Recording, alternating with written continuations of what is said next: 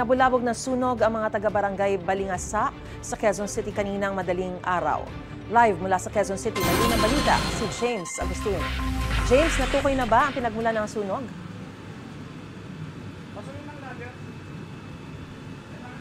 Marisa, yung inaalam pa ng Bureau of Fire Protection hanggang sa mga oras na ito at as of 5:15 a.m. ay dineklarang fire under control yung sunog na sumiklab sa isang residential area dito sa Barangay Balingasa.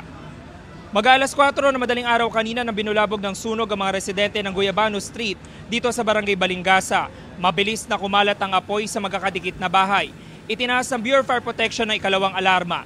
Nasa 16 na fire truck nila rumisponde, dagdag sa 14 na fire volunteer group. Ayon sa mga residente, nagising na lang sila na malaki na ang apoy, kaya mabilis silang lumikas. Ang ilang residente, iilang gamit at damit lang ang naisalba. Ang iba naman, walang nailigtas ni isang gamit. Noong una, nung paglabas namin sa taas, dumidigsa na yung apoy eh. Tapos malakas na rin yung usok. So, yun talaga, yun yung mangyayari. Kalat-kalat na talaga yun.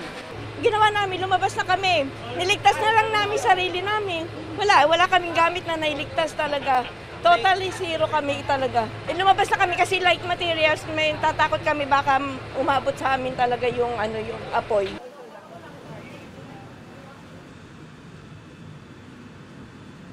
Marisa, mga oras sa ito ay nagpapatuloy yung mapping operations sa sinasagawa ng mga tauhan ng BFP at nangangalap pa tayo ng karagdagang detalye para malaman kung ilang bahay ba yung natupok, ilang pamilya yung naapektuhan. Pero meron tayong isang residente na naitala na kinailangan isugod sa ospital matapos magtamo ng second degree burn. Yan ang unang balita mula rito sa Quezon City. Ako po si James Agustin para sa GMA Integrated News.